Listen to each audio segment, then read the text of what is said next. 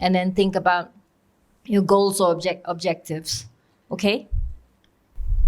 Dan jangan lupa kamu ini kedai kopi, kamu beli pusing-pusing.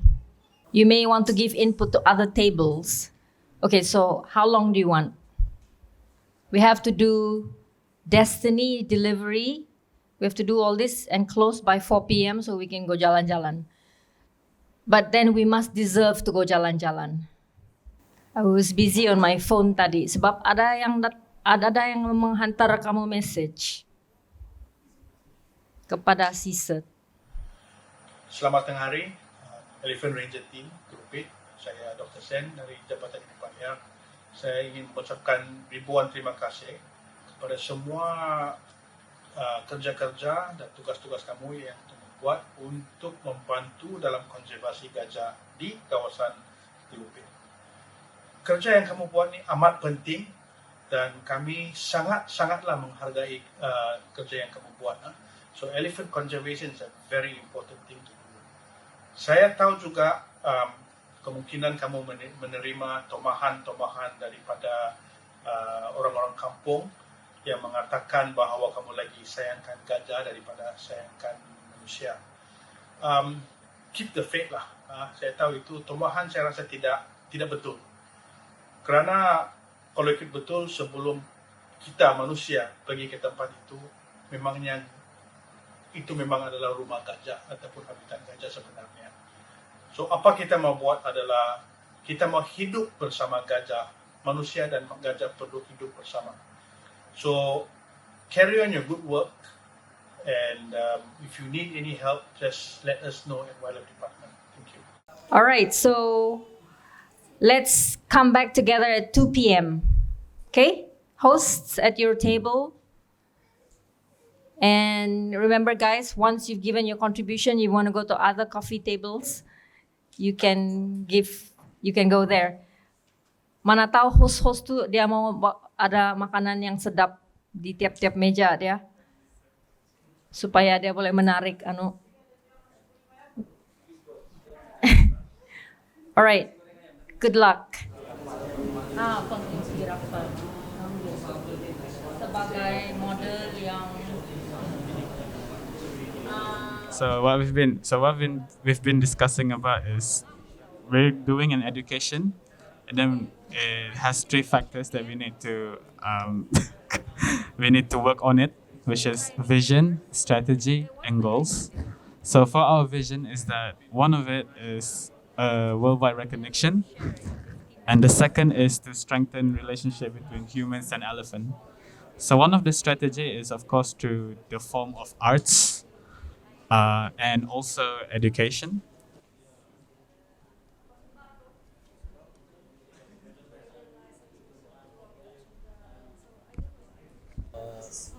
So far, we're getting the facts from why is it alley zone, and then so what's been drawn here is like the proposed alley zone, and also the landscape which we took from the 3D map. So we made it 2D.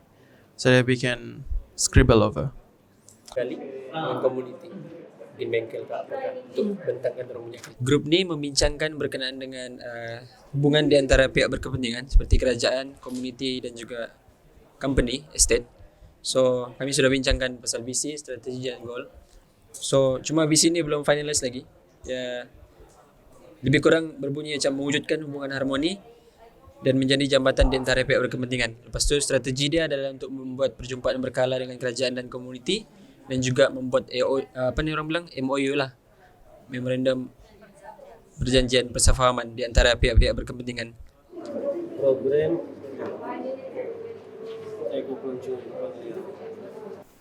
Oke, selamat petang. Nama saya Enro. Jadi ini hasil daripada perbincangan kami di dalam kumpulan kami. Saya rasa kumpulan yang paling sedikit, tetapi otak yang paling besar yang pergi kumpulan saya. Terima kasih banyak. Jadi berkenaan dengan the organization group, kumpulan untuk penubuhan organisasi, Di vision yang kami dapat, saya akan kasih sebut dalam Melayu lah kan. Yang English kamu baca lah. Untuk membina satu organisasi yang diiktiraf, yang mempunyai pengetahuan yang diiktiraf sebagai sebuah model konservasi oleh community di dalam landscape atau kawasan mereka masing-masing, mempromosikan kewujudan bersama dan harmoni di antara manusia dan gajah ataupun hidupan liar. Jadi visi ini dapat dicapai melalui penghayatan nilai-nilai yang ini, yaitu baik hati, good heart, keseimbangan semua kehidupan, menganyam, jalinan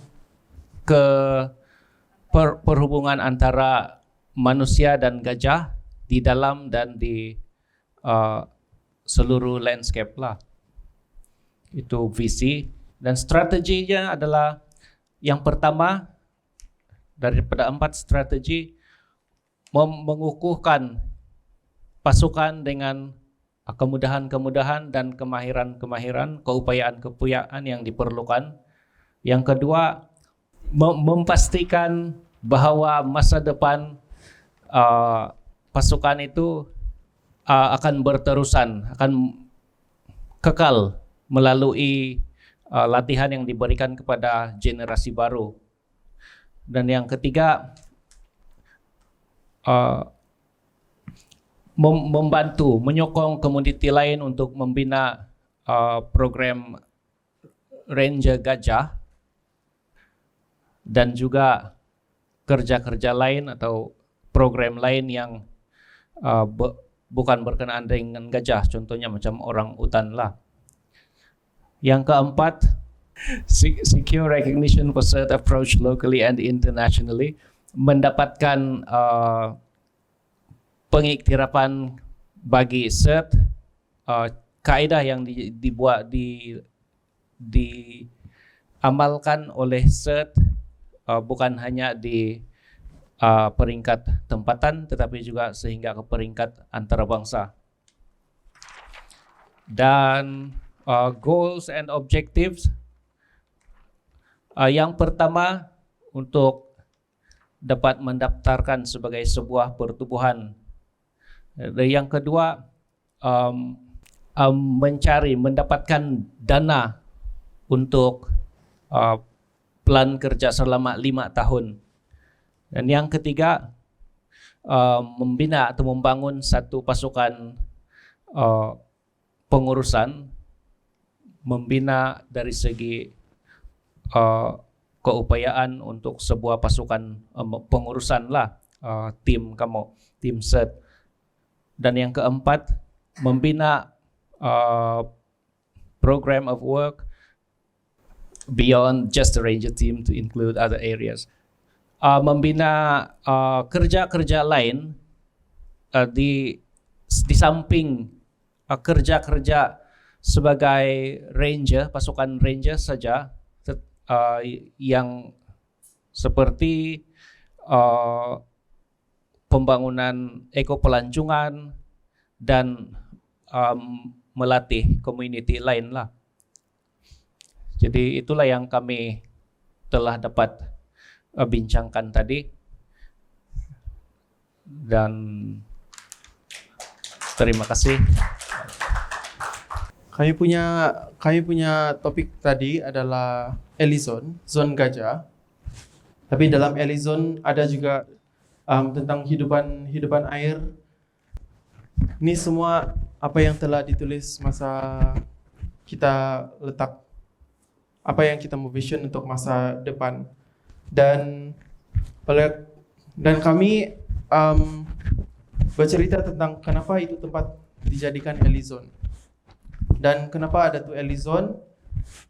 Seperti dalam peta, dalam sini, yang warna putih itu is warna hitam sini, yaitu kawasan Pen Borneo yang telah dipropose. Dan di mana kita berjalan, di mana kita ada kemarin tuh is di sini. So seperti mana yang kamu lalui kemarin masa berjalan kaki di kawasan itu adalah kawasan yang kena propose untuk Ellizone. Dan kenapa adalah sebab sana ada sumber mata air yang bersih dan ada makanan. Dan actually dalam kami punya perbincangan awal, kenapa dia di sini, kami ingat tuh gajah selalu di sini sejak. Tapi actually dia hanya spend 1 minggu saja di sini. 1 minggu. Dan dia punya jalanan actually dari sini dia pergi sampai sini, pas dia pusing balik, itu ambil masa 1 bulan. So, apa impian yang kami kami tidak dapat cari impian sebagai satu kumpulan, jadi kami ada banyak impian. Satu adalah untuk membuat oasis gajah. Ini sebagai joke sajalah, Elephants Community Ride. Gajah sebagai salah satu part dari community. Dan yang di sini dicakap supaya gajah ditelupit harmoni bersama manusia. Sekarang kita hanya dengar konflik kenapa gajah kasih hancur itu. Tapi dari perbincangan beberapa hari, saya rasa tidak banyak sangat konflik. Tapi kita menuju ke arah harmoni. So, satu lagi adalah untuk supaya anak cucu nanti masih boleh ada hubungan dengan gajah, ada interaksi dengan gajah, semasa harmoni, dan juga masih mengenal apa itu gajah. Bukan mengenal chicken wing tapi tidak pernah nampak ayam. Iya, banyak orang kenal chicken wing tapi bukan ayam sebenar. So saya rasa ini impian sebagai kumpulan adalah untuk membuat satu kawasan yang gajah boleh panggil sebagai rumah. Dan di situ boleh dibuat pelancongan. Dan strategi yang kami fikir dan bincang adalah untuk membuat bengkel bersama badan-badan kerajaan, NGO, dan community. So dalam perbincangan ataupun bengkel itu bukan saja untuk bercakap, tapi lebih kepada untuk bekerja sama, macam mana mau menjaga. So selalu kan orang buat dulu baru menjaga, tapi ini menjaga dulu untuk mencipta. Kenapa? Kita jalan kemarin semua tanah merah. Dan kita tanam pokok kemarin semua kawasan tanah merah. Siapa rasa di sini tuh pokok akan tumbuh dengan subur? So itu adalah 40 pokok yang kita tanam. Itu yang kawasan yang keluar dari water intake saja kan kita tanam. Tapi macam mana dengan kawasan lain? Kawasan yang kita jalan tuh semua yang tanah merah, batu. So itulah kenapa di sini karena cakap menjaga dulu.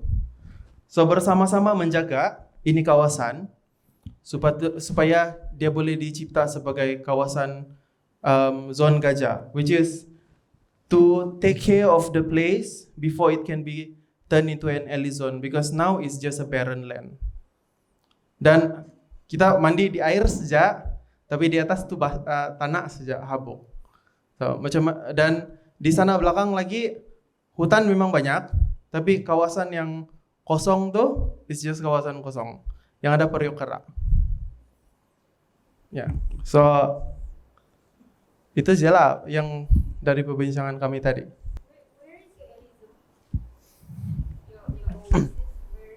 Here.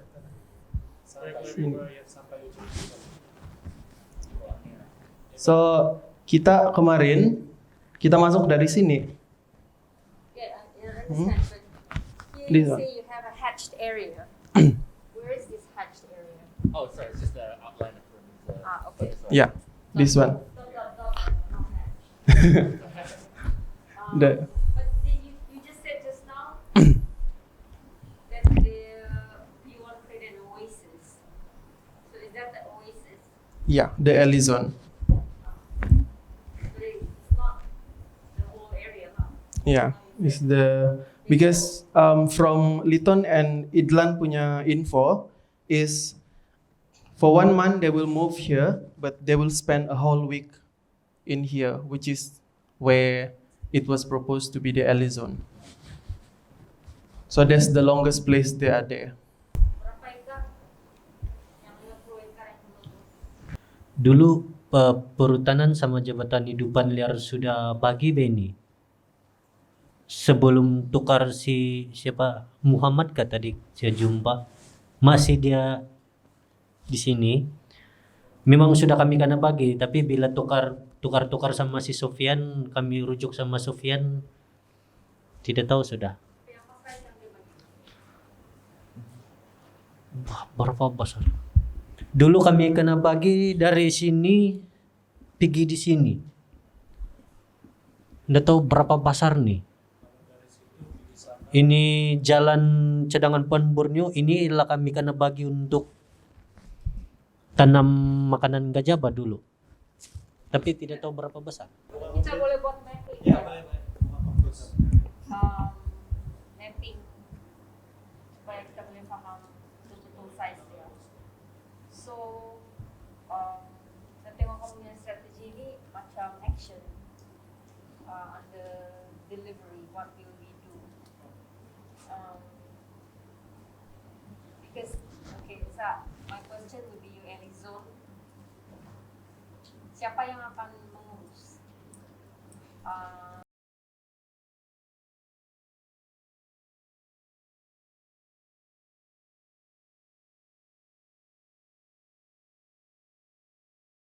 Dengan badan tadi yang ditubuh ataupun dengan community. Kalau menanam rumput dan lain-lain, siapa yang menanggung cost? So anyway, strategi adalah yang komponen-komponen yang besar di bawah visi. Because your vision is the alley zone, right?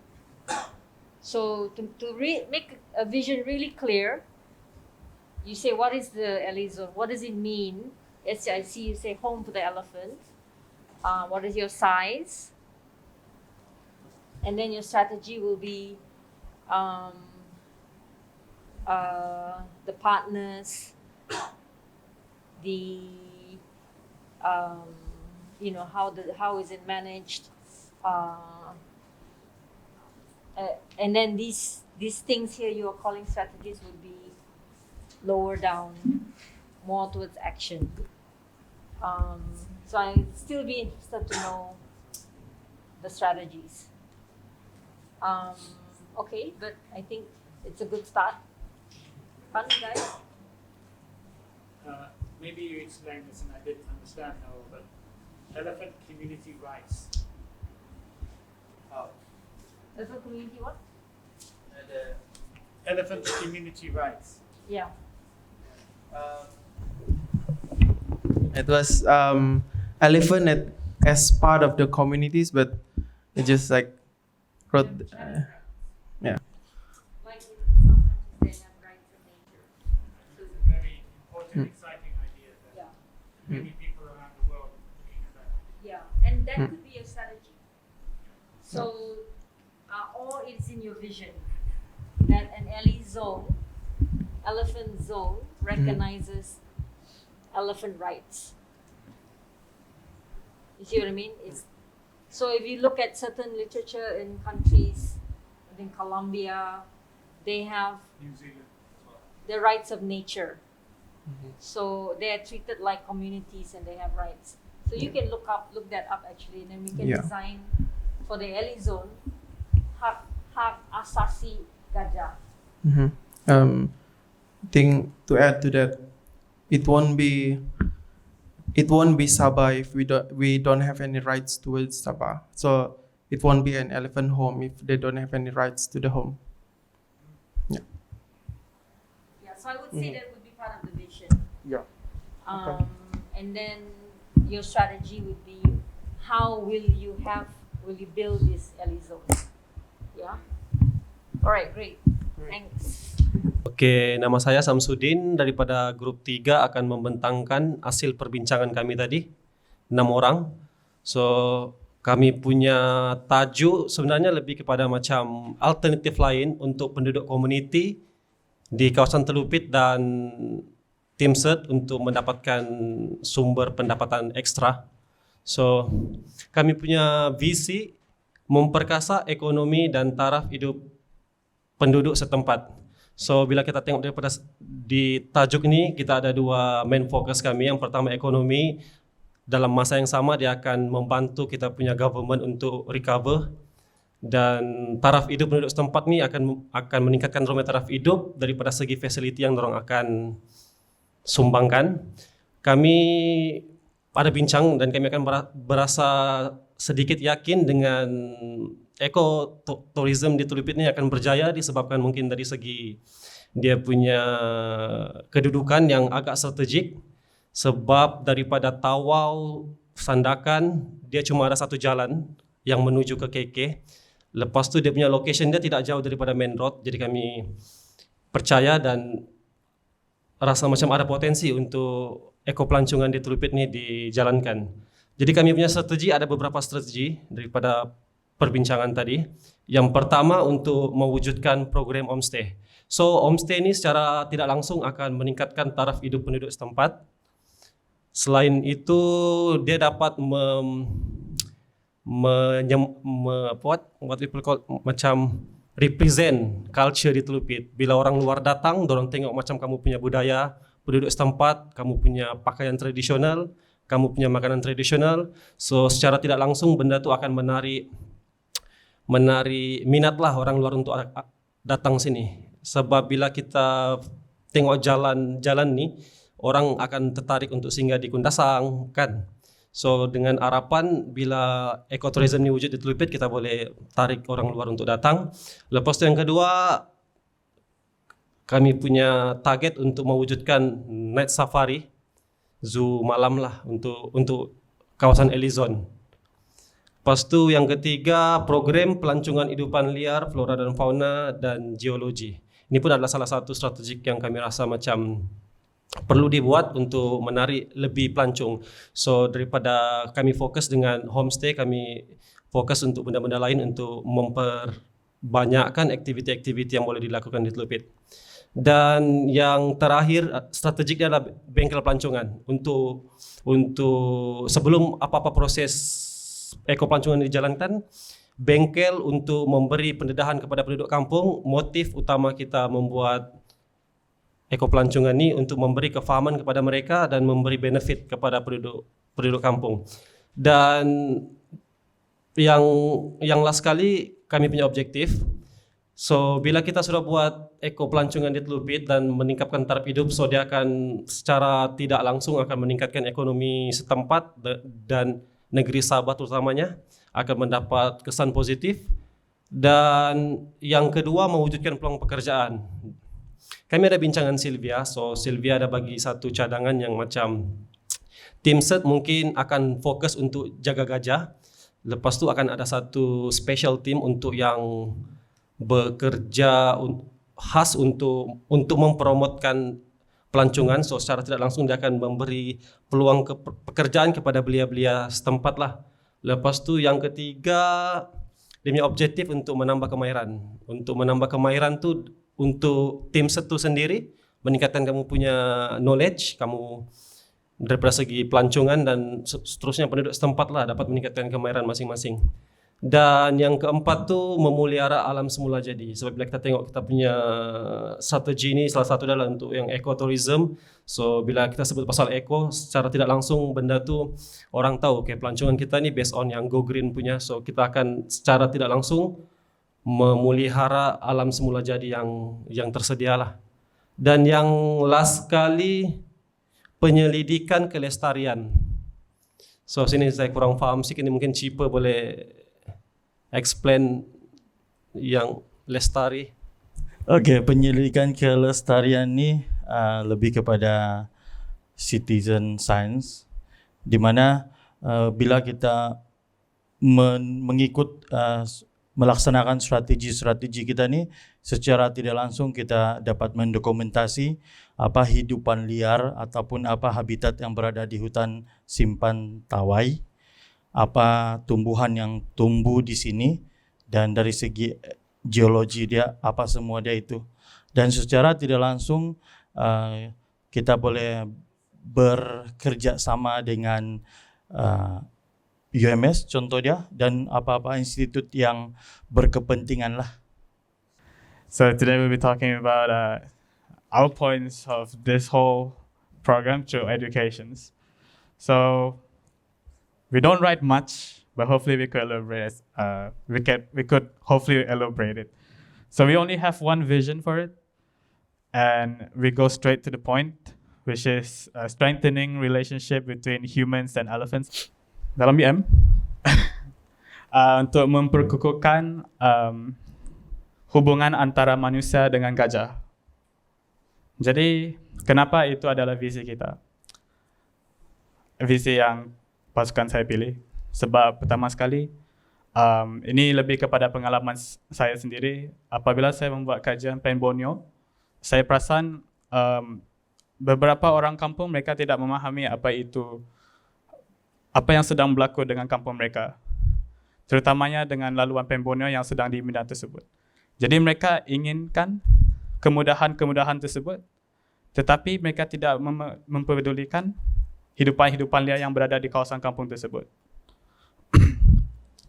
Jadi apabila saya perasan keadaan tersebut, kita nak lebih kepada satu hubungan simbiotik, ataupun kita boleh cakap sebagai hubungan biofilik, iaitu hubungan kita boleh hidup bersama dengan haiwan-haiwan hidupan liar, tetapi tidak juga mengancam dorang punya habitat-habitat.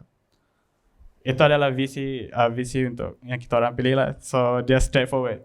Jadi salah satu strategi dia, by the way kami hanya just tulis begini, tapi akan cuba elaborate lah. Salah satu dia adalah mendokumentasikan pengalaman-pengalaman para ilmuwan, researcher, atau mungkin orang-orang kampung tersebut yang ada kontak dengan isu-isu sebegini. Jadi salah satu metod untuk mendokumentasikan ni of course through social media. Dan social media tu mungkin dari vlogging, mungkin juga dari post Facebook atau Twitter atau apa-apa saja laman sesawang, ataupun dengan penulisan amatur seperti blogging. Dan kedua adalah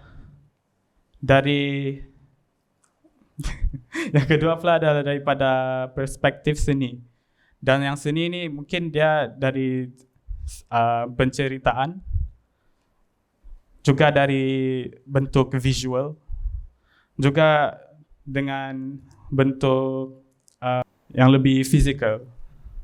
Jadi untuk pengetahuan, kenapa kami boleh kaitkan dengan visi ini, sebab orang-orang dulu mereka sangat dekat dengan nature. Orang sangat dekat dengan alam sekitar. Dulu kita tak ada semua ni yang seperti teknologi YouTube semua. Jadi mereka selalu kaitkan dengan alam sekitar. Sebab tu kita panggil dia biofilik. Jadi salah satu contoh adalah daripada peribahasa.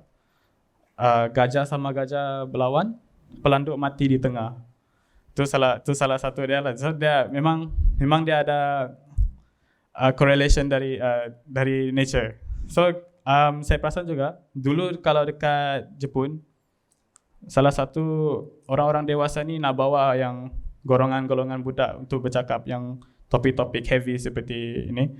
Dorang akan tukar bahasa yang biasanya orang dewasa pakai, tapi dorang akan tukar kepada bahasa yang akan difahami oleh budak-budak. Sebab tu budak-budak Jepun dorang faham kalau kita bahas pasal typhoon, dorang tahu. Kalau kita bahas pasal earthquake, dorang tahu. Sebab dorang tukarkan bahasa tu kepada bahasa budak-budak. Dorang ceritakan dari pembukuan dan dorang juga ceritakan dari segi visual atau lukisan. So apa kita boleh buat, kita flip semua tu, apa yang orang yang faham orang Jepun tu kita tukar kepada yang boleh di gajah tu, kita boleh tukar kepada pemahaman kepada orang-orang dekat Malaysia, terutamanya dekat Sabah ni. Yang ketiga pula, sekolah hidupan liar.